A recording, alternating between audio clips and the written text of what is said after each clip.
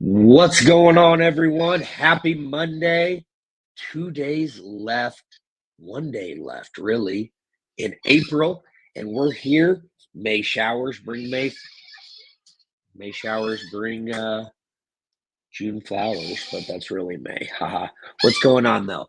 We're going to talk today about what does it mean to focus on progressive overload and what does it mean? What does it mean to you? What does it mean to me? What does it mean when you see programs that talk about progressive overload? You hear that all the time, but what does that really mean? So I want to deep dive into that today so we can talk about that. Okay. And as you guys know, as we get in, say hello, drop a comment, let me know how your weekend was. If you know what progressive overload means, why don't you put it in the chat now, or your version of what does it mean to progressive overload as you understand it? And then I'm going to go into it a little bit more, okay? And really help you guys walk through this and understand it a little bit more, okay? So yeah, here we go. Okay, so when you hear, when you're starting off in a program, okay, working on strength is one of the main things that we talk about because where you're at now, if you haven't been working out or you're new to working out, but let's say you haven't worked out in a couple of years, you're doing things, focusing on progressive overload and slowly getting back in it, um, slowly getting back in it gives you a chance to build up your strength while challenging yourself at the same time, while also being safe and not hurting yourself. Okay. And what that really means for you guys is there's I like to say there's like 7 different ways to progressive overload. Okay. And when I say 7 different ways, the first way is increasing the weight you lifted each week. So maybe you are increasing your weight that you're lifting by 2.5 to 5 pounds a week, which would be crazy. Okay. But let's say you're doing that as somebody new getting in there, you're increasing 1 to 2 pounds, you're working on lifting heavier, you're focusing on strength. Increasing the weight lifted is the number one way to focus on progressive overload week to week. So tracking your weights, seeing how much you do, kind of pushing yourself, especially as you go through it, the weight's going to get easier, the sets and reps, so we can increase the weight that we're lifting for our set. Make sense? Woohoo! Let me know if that makes sense, guys. So for real. So the second one is increasing the number of reps per set. So let's say you're not quite, Josh. I'm just not quite comfortable lifting those 40-pound dumbbells yet. And I say, okay, so we like the 30s, we're stronger, but it's not pushing us. Why don't we add, instead of sets of 10, why don't we do sets of 15 this week and see if you can do, instead of 4 sets of 10, 4 sets of 15. That means your strength has gone up, you're doing more volume, getting more sets and reps. Okay. So, which leads to the next one, getting more sets and reps. So, if you're like, Josh, okay, I did 4 sets of 15 and I'm still pretty easy. Okay. So, why don't we do 5 sets of 20? We're increasing on both ends. Okay. Or 5 sets of 15 at a heavier weight. Okay. And we're working on strength and performance. So is that making sense to you guys when you hear progressive overload when you're starting out, or in a program that tells you each week you should be working on building more strength, pushing yourself a little bit harder, understanding where you are in your progress. I hear a lot of the time, oh man, when I was in my prime back in my 20s. Guys, you could be in your prime in your 40s.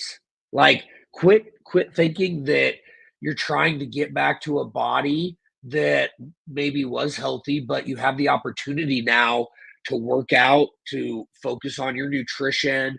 You're at a point where you can do more things. You should be investing more time and effort into yourself.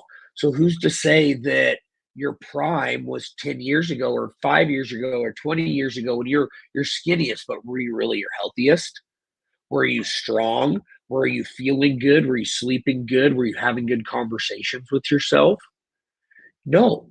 So there's other factors to look at of as you're going through that, okay? And the next thing, so we've talked about increasing weight lifted, increasing number of sets, and increasing number of reps. What what would be number four? Number four, let's say we take 90-second rest to a 2-minute rest in between sets. That's another way that instead you're only taking a 60-second rest time. We're not giving ourselves as much rest time to be able to do that. Yeah, and giving yourself less rest time is definitely going to help with seeing more performance because you're pushing yourself past your rest times. You're seeing if you have the endurance to be able to shorten your rest time and still see the performance and the strength of it.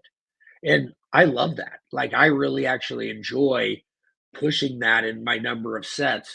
I like to superset a lot of things, or more volume, more intensity. Yeah, for sure. You're going more intensity, your reps, your sets, you're pushing a little bit harder. You definitely have to have that mentality of that, because if you're not ready for it, you're going to get gassed fast, and you'll definitely feel feel the effects of shortening your rest time, especially with that too. Especially if you're shortening your rest time, you're increasing the weight, and maybe you're doing an extra set. You're really pushing yourself and seeing how much you're progressing. And that's cool because you can do it on you're adding three different factors to progress your body faster. And that's super cool to be able to do. Like, when can you push yourself with time and weight, and yeah, decreasing reps while adding more weight. That is also too lifting heavier, especially if you're doing going down to like a from a 4 by 10 to 15 to a 5 by 5. You can definitely increase your weight a lot more versus maybe that 2 to 3 pounds, 5 pounds that you're going week to week.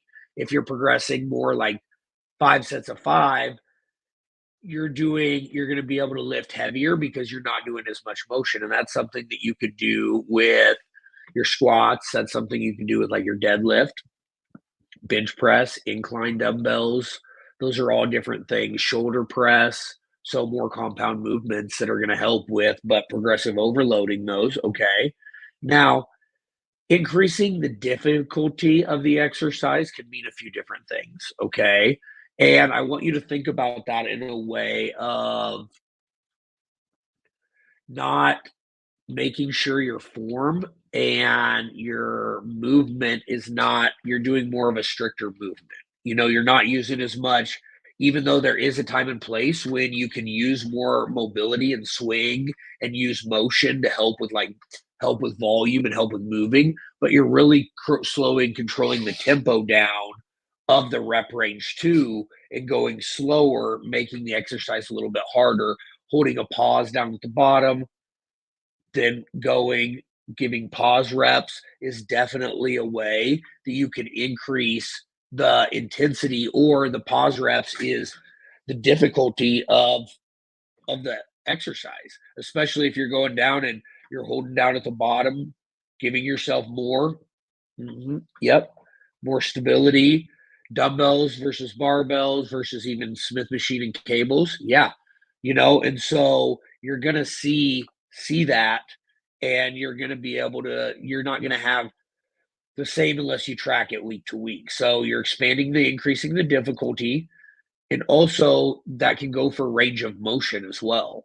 If you're practicing more, maybe you don't have the mobility to go. So we drop the weight, but we're exercising more of range of motion in the depth of our squat, the depth of our leg press, how deep we're getting in there, expanding back, the depth in our pec flies, letting ourselves stretch with that dumbbell to really seal it without breaking.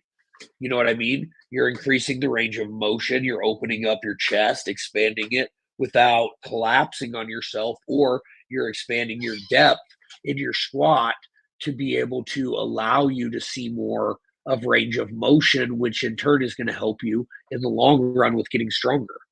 Is that making sense? You guys understand that? Okay. And so those are six different ways that are you're going to be able to see progressive overload and see progress, especially in the gym. And I want to talk more with, and that's definitely something too.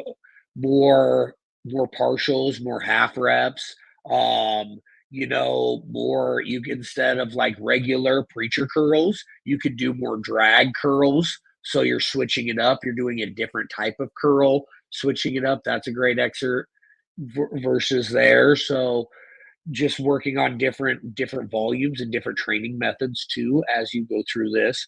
But that's why I also say, like, you need to, like, ladies especially, getting in the gym and worrying about like dumbbells and not lifting heavy, lifting heavier and lifting strength training and pushing yourself, you're going to see, by focusing on progressive load, the smaller body that you have in your mind, it's almost the opposite.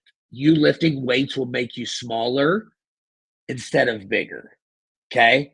And I know that's like a common misconception, but I've been trying to get bulky for 35 years now and haven't figured it out yet. So if you're the one to do it by progressive overload, focusing on strength training and lifting heavier, you have a trillion. You're going to be a trillionaire if you can figure out how to make people bulky faster. Because people have been trying for decades and it ain't working. So you lifting heavier is going to give you the smaller, the toner arms, the more petite body, the smaller waist, bigger glutes, more of a waistline. So lifting heavy is the answer to a lot of problems. And I will die on that hill. That you strength training and lifting heavy and pushing yourself is going to get you further along in more progress than tiny weights, ankle bands. Not that you can't use those, and those, if that's all you have, that's great. But if you have the ability to lift and you have the ability to a gym and strength training and dumbbells, cables, barbells, you're doing yourself a disservice. I really mean this. You're doing yourself a disservice by not pushing yourself and lifting heavier. And I don't think it's talked about enough. Like, and heavy is a relative term. What is heavy to you might not be heavy to me. And what is heavy to me might not be relative to the person either. So you have to take into relativity to what is heavy. Me, 215 to 218 pounds at right under 5'11, like, I'm going to be able to move more weight and do certain things than somebody that is 5'5" and 115 pounds. If you can do the same weight as me, more fucking power to you. You're a fucking badass. That's awesome. You're strong as fuck. I look up to you. But the chances of you at the weight versus also, you know, yep. And like in one of those things too, you start working on it and you go through it and you can't complete the rep set. So it wasn't it was too heavy. Failure is great. Failure in strength training is not celebrated enough, because if you failed in a set, that means you have more room for improvement. You can drop the weight and drop weight and go finish up the set. Just because you're going through it and maybe you're not going to focus and you're not going to get it all at once. But as you go through it, as you continue strength training, finding your finding your strength, you're going to find it. So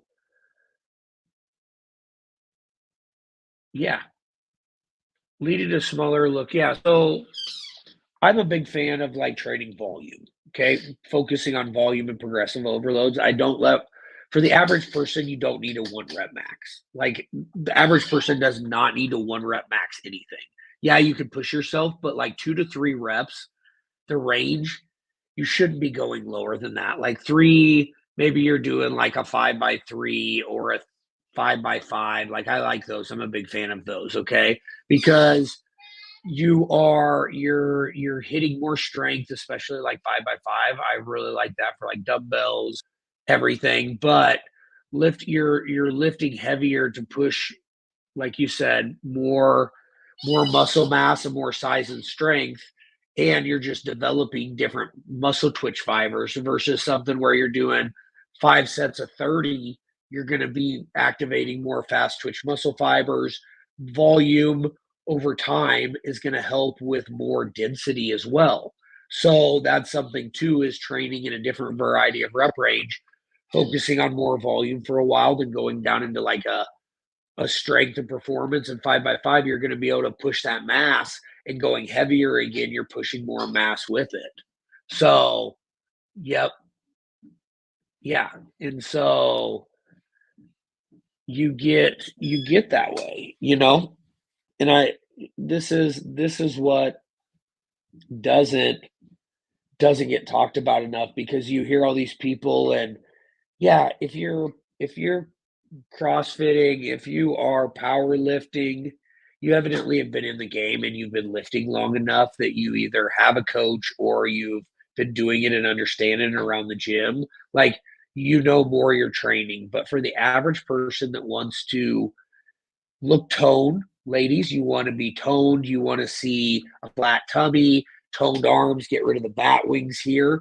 You doing bicep, lifting upper body, strength training and performance, more volume, while also you don't need to be lifting, like you don't need to be let like 3 set range, but you can get there. But starting off, it's more progressive overloads and more volume within it. And that's how you should go until you get to a point where you've been strength training long enough that you can start to worry about that type of stuff. Like those are 1 rep maxes is for people who've been training a while and are training for something. Nothing. Orthopedic surgeons love everybody else that try 1 rep maxes, because they know it's shoulders, they know it's back, they know it's knees. 1 rep max places, like, dude, I don't hardly ever lift I never lift 1 rep maxes. I haven't in years. Years. I'm going for that 2 to 3 rep range. So, does that make sense, everyone, in progressive overload? And you have a better understanding to try adding some of these into your daily gym, you know? So, yeah, you just think of the functionality of it. And I know that we want to be strong and we want to do this, but you can still be strong and still be smart. Okay? Strong and smart are the best way to go. And train for a while. Like, be someone that's training, and some of these people on Instagram, Facebook, that you're looking up on social media, TikTok. They've been training for years and years that allow them to do that. They've been working on progressive overload strength training. They've went through building phases and cutting phases and more building phases. So their body's going to look different, that you have to start putting in the time and the reps and focusing on getting stronger, because at the end of the day, as we get stronger and preserve more muscle mass, you add more to your life expectancy. Like, you add more to life expectancy and living longer because of the amount of muscle mass you have. And there's correlated directly, like life expectancy, living longer, because we start losing muscle. Like, we start losing muscle after our 30s. Into our 30s, we're starting to lose muscle. And if you're not strength training, it's never too late. But if you start strength training now and you're focusing on getting stronger and hitting your protein goals and progressive overloading, you're gonna see immediate benefits from it. And you make it a lifestyle that your benefits outweigh the pain in the ass you have to go to the gym and strength train because you don't love it. Because the version of you that's stronger and doing things may not love the gym now, but the version of you 6 months from now does. Okay? So I'm challenging you to lift heavy. I'm challenging you to focus on progressive overload. So again, that's quick recap: increasing the weight lifted, increasing the number of sets and reps. Okay? Shortening the rest time between sets, increasing the difficulty of the exercise, understanding range of motion, and frequency and training. Okay? Those are all different ways that you can focus on progressive overload. So I can't wait for you guys to watch, give me feedback, and come back here in 4 to 6 weeks and comment how much stronger what it has done for you because you've been focusing on progressive overload. Okay, guys, does that make any sense? Any more questions, comments on what progressive overload or what you should be focusing on when it comes to progressive overload?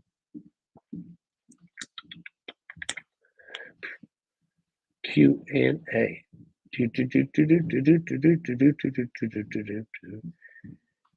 Yes. Well, Miss Amy, you were also training for a powerlifting competition and you deadlifted a small human. So your 1 rep max is okay. Okay. We'll let you pass on that one. We'll give you the pass. 1 rep max is okay. So yeah, but yeah, and I think that that's why also it's important to have a plan. And you hear me talk about all the time, but like you'll see me do programs for 8, 12, 16 weeks. If I'm seeing progress and I'm like working on it, I'm building phase, I'm going to do at least 8 weeks minimum. And that's why you hear people are like, oh, I get bored. Well, okay, you get bored, but if you're not focusing on certain aspects, how can you track it?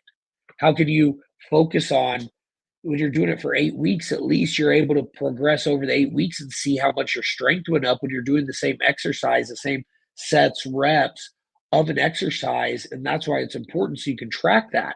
What was working? What did you like about in that training program that you can adjust to your next set and phase of your building and focusing on other things? And that's when you can add in different sets and reps, maybe barbell, dumbbell, switch it up, but quit fucking changing your workouts every fucking 2 to 3 weeks and focus on a fucking plan for 8 weeks minimum. Don't change it up. Focus on the same exercises, do it for 8 weeks and see how stronger you get. And focus on progressive overloads over that next 8 weeks. That's the best advice I can give you. And you're gonna fucking if you focus on that, you will be surprised out of your mind to see what you can see. So, can't wait for feedback. Can't wait to see what. Oh, did you say you want double split squats twice a week? Brittany, you got it. I'll add split squats every day. I think I think that's the plan that needs to change. That's going to be just a doozy. I'm excited. Fun things every day for you. So, okay, guys, thanks for tuning in tonight.